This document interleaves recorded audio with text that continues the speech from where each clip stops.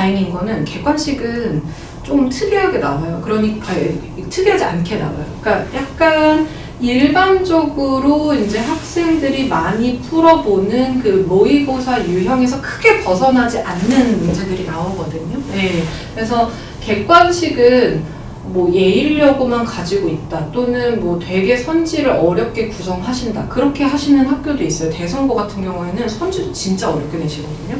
근데 예일여고는 그렇지는 않은데 이제 꼼꼼하게 안 읽는 친구들이 틀립니다. 객관식은. 그러니까 이제 시간이 없는 상황에서 막 마음이 급해서 뭐 여기까지만 읽고 맞지 하고 넘어간다든지 이런 식으로 조금 꼼꼼하게 못 푸는 친구들이 틀리고 이제 역으로 이런 문제를 맞으려면은 알고 있다 하더라도 내신이기 때문에 다시 한번 단어가 맞는지 문맥이 맞는지 이런 거 좀 체크를 하셔야겠다. 그리고 지금 보시면은 객관식 같은 경우에는 모의고사 문제랑 크게 결이 다르지 않거든요. 그리고 이게 요즘에 이제 문제 트렌드예요. 그러니까 수능이랑 내신을 분리해서 보시면 안 되고요.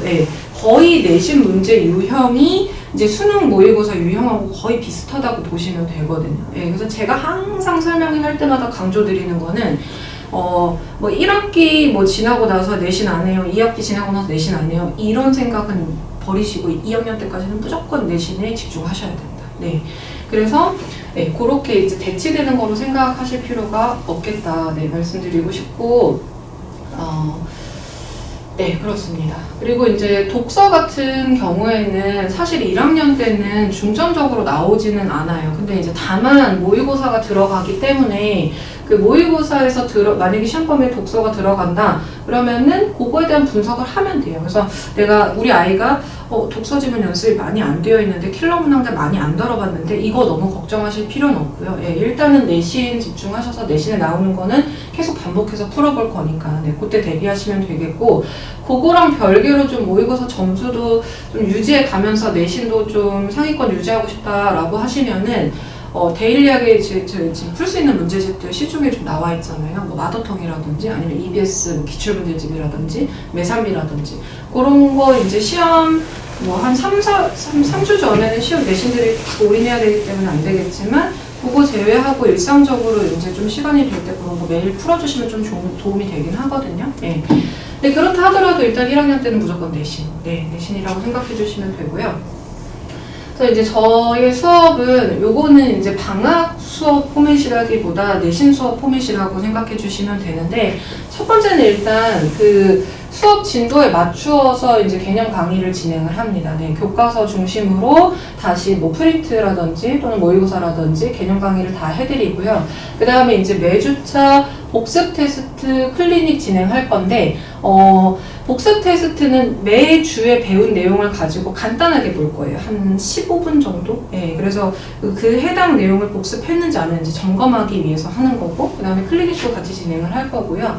그 다음에 이제 기본 시험 다양한 문제 유형 풀이는 이거는 당연하죠. 그래서 보통 고등학교 들어가면은 아이들이 주에 국어 문제 한 100문제에서 많으면 150문제씩 풀거든요. 근데 이게 절대적인 양으로 보면 되게 많아 보일 수 있지만 비슷한 유형이기 때문에 그래서 매주차 저는 항상 내신 때 한 적으면 80문제, 많으면 150문제 정도의 과제를 항상 주거든요. 이렇게 해서 이제 반복적으로 풀 수 있게끔 하고 그 다음에 이제 손필기 노트 시험 대비 모의고사인데요. 저는 기본적으로 제가 이제 진행하는 모든 학교에 대해서 그 교과서에 들어가는 작품 그리고 그거에 대해서 선생님의 이제 필기 그리고 뭐 프린트 주신 거 이거 다 종합해서 제가 손필기 노트 따로 해서 드리거든요. 이게 이제 아이들이 실제로 시험 딱 보기 전날 또는 시험 보는 당일에 이것만 가지고 가서 쫙 정리하기도 하거든요. 그래서 그거 용이하게끔 제가 손필기 노트 다 정리해 드리고요. 그 다음에 이제 직전 시험 그 당일 해당하는 주차에 직전 대비 모의고사를 한 2세트, 많으면 3세트까지 해서 최종 마무리 모의고사까지 해서 이렇게 이제 4단계로 수업이 내신을 대비하게 됩니다. 그래서 저는 아마 3월 둘째 주 정도부터 내신 대비할 생각이고 조금 달라질 수 있는데 보통은 그 정도쯤에 시작된다. 이렇게 생각해 주시면 될 것 같아요. 그래서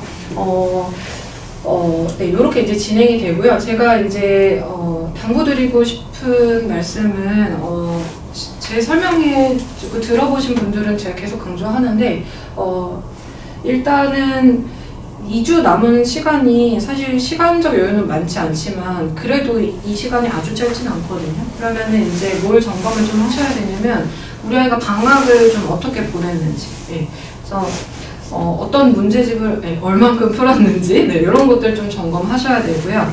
그 다음에 이 남은 2주간만이라도 좀 생활 습관을 좀 잡아놔야 돼요. 그 생활 습관이라는 게 진짜 기초적인 거, 잠자는 시간 있죠? 제가 지금 저희 바로 뒤에서 그 129일들 수업 중인데 막 늦게 자는 친구들 3시, 4시에 자고 이러더라고요. 이러면 큰일 나거든요. 네, 그래서 만약에 우리 아이 좀 늦게 잔다, 생활 패턴 안 잡혀있다, 그럼 그거부터 좀 점검을 해주시고 그 다음에 무조건 혼자 좀 공부하는 습관을 조금은 들여놓으셔야 돼요. 이게 학원 그 수업 하더라도, 학교 수업 하더라도 어쨌든 스스로 복습하려는 태도가 필요하거든요. 제가 수업해보면 상위권 유지하는 친구들은 물론 약간 원래부터 똑똑하고 그런 친구들이 있기는 해요. 근데 그런 친구들도 있지만 어떤 친구들이 대부분이냐면은 수업에 집중하는 건 기본적인 거고요. 항상 과제를 수업 날 기준으로 해서 한 2, 3일 안에 마무리 짓고 그 다음에 일주일 텀이잖아요. 그러면 이제 나머지 한 2, 3일은 질문을 저한테 맡겨요. 네, 질문을 미리 한다던가 아니면 질문할 거리를 만들어 오고 그래서 막 와서 질문을 하고 그렇게 해서 자기 일주일 포맷을 만들어 놓거든요. 근데 이제 그런 습관이 안 잡혀 있는 친구들은 기본적으로 과제를 당일에 합니다. 당일 새벽 또는 뭐 학교 끝나고 오기 전 또는 학교에서 막 하거든요.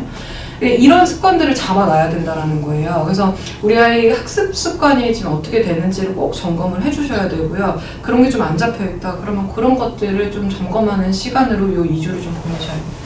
네, 그렇게 생각해 주시면 될 것 같습니다. 혹시 질문 있으실까요?